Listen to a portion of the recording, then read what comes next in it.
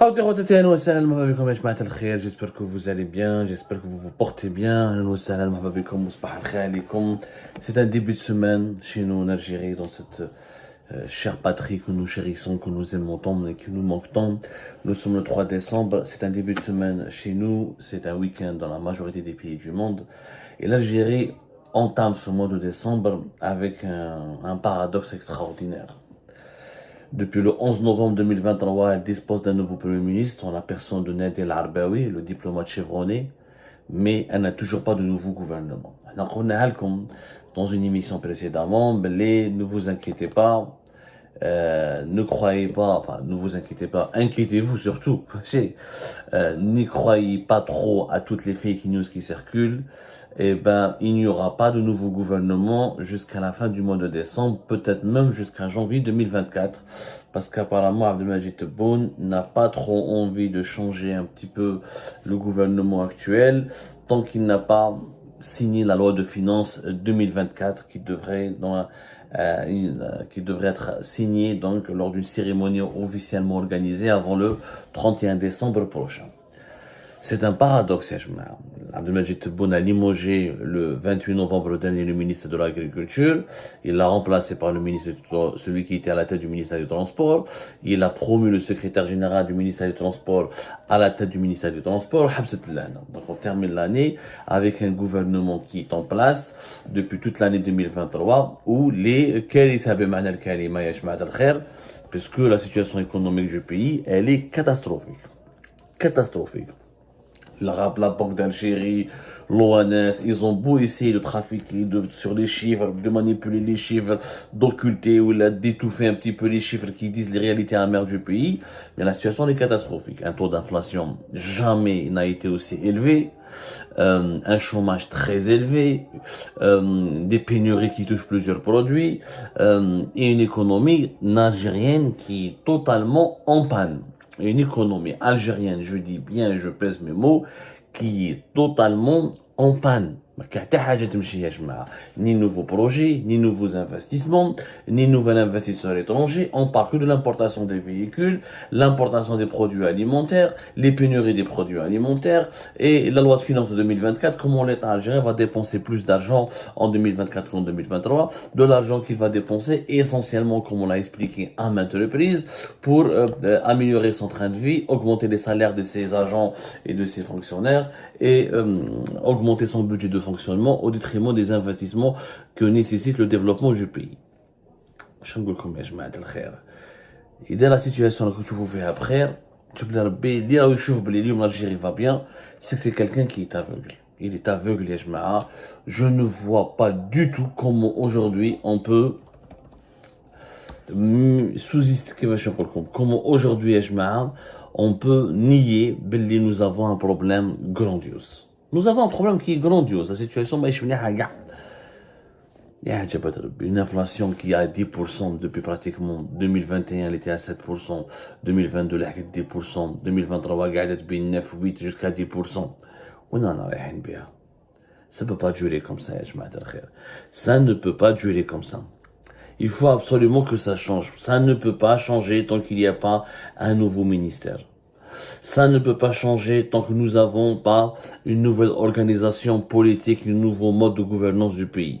Ça ne peut pas changer tant que nous n'avons pas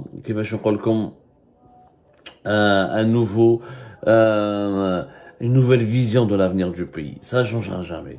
Le bilan des actuels ministres, dont certains sont en place depuis 2-3 ans, est tout simplement chaotique. Tous les départements ministériels sont mal gérés. Il n'y a pas un secteur, il n'y a pas de problème. La panne touche tous les secteurs du pays.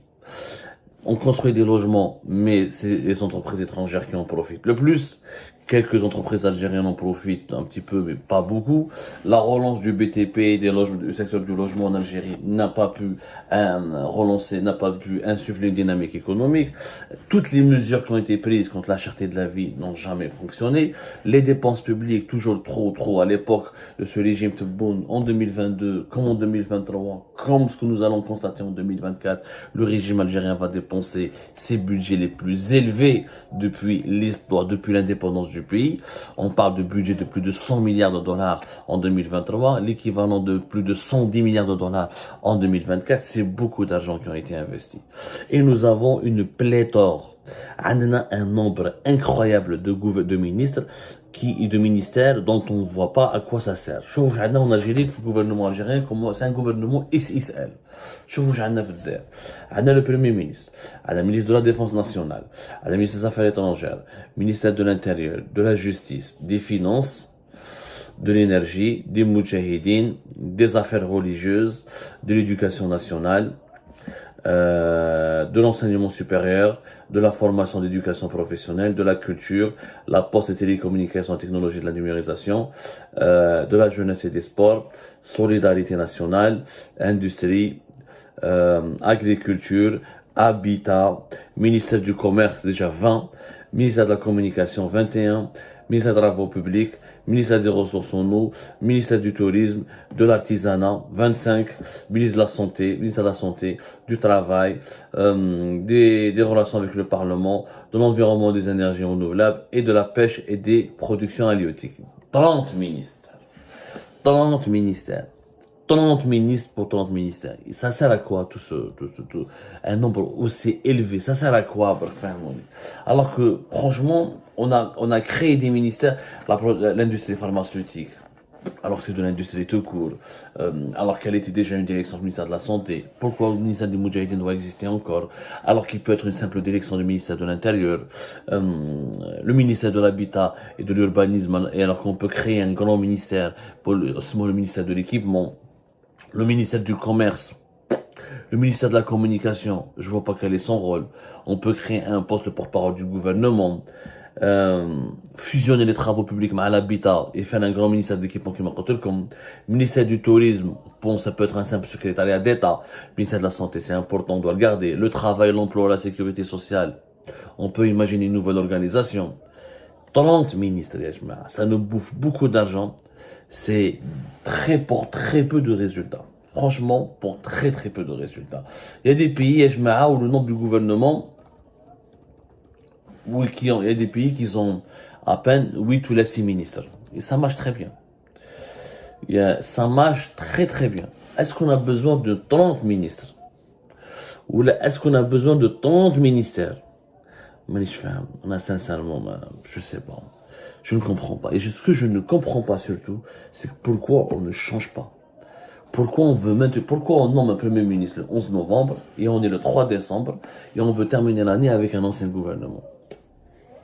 Marquage des nouveaux ministres, marquage des nouveaux profils, marquage des CV. Quand même, l'Algérie ne manque pas d'hommes. L'Algérie ne manque pas de compétences. L'Algérie ne manque pas de cerveau. Ce qui nous manque, c'est de la bonne gouvernance. C'est un climat politique qui est sain. C'est une nouvelle culture de la gouvernance. Je donne une marge de manœuvre aux ministres que je veux nommer. Je les respecte. Je les laisse proposer des solutions. Je les laisse travailler. Je les nomme selon des critères de compétence, selon des critères selon des critères technocratiques de mérite.